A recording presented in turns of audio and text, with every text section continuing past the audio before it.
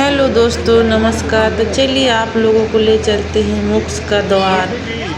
मोक्ष का द्वार है आपको गंगा सागर में। मकर संक्रांति का दिन गंगा सागर में स्नान करने मात्र से आपको मोक्ष का प्राप्ति होगी। तो इसीलिए गंगा स्नान उस दिन गंगा सागर का स्नान बहुत महत्वपूर्ण रखते हैं।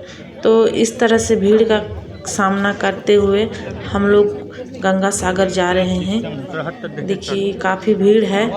रास्ता में इसी तरह 5 किलोमीटर चलना पड़ेगा और 5 किलोमीटर हम लोग इसी तरह से भीड़ से सफ़र करते हुए पहुंच गए गंगा सागर।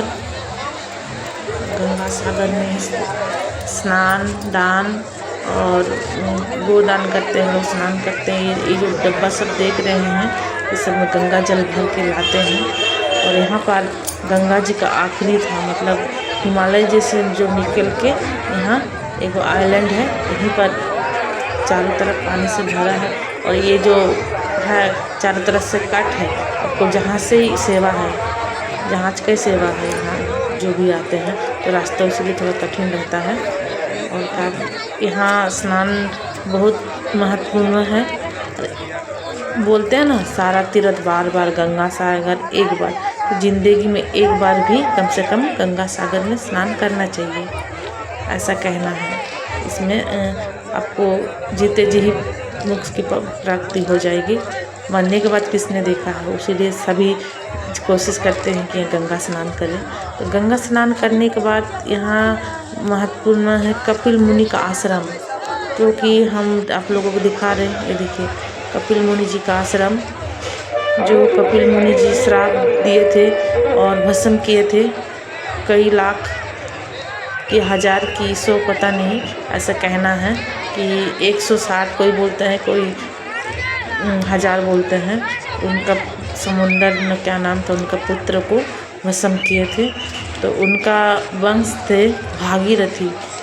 वो ये कपिल मुनि जी का आश्रम तक गंगा मैया को लाए थे, ऐसा कहना है।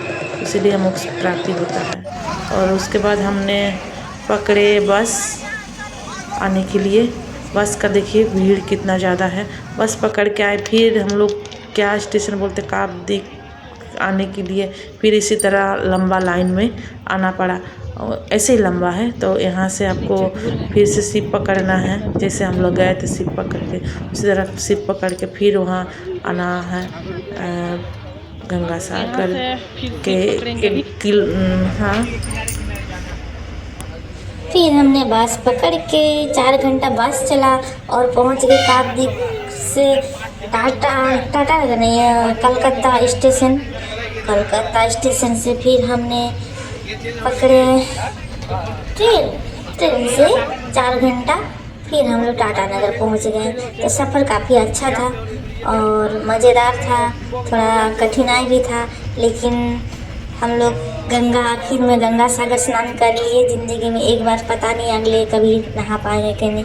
भगवान हाँ हमें भी शायद मोक्ष प्राप्ति की है। जय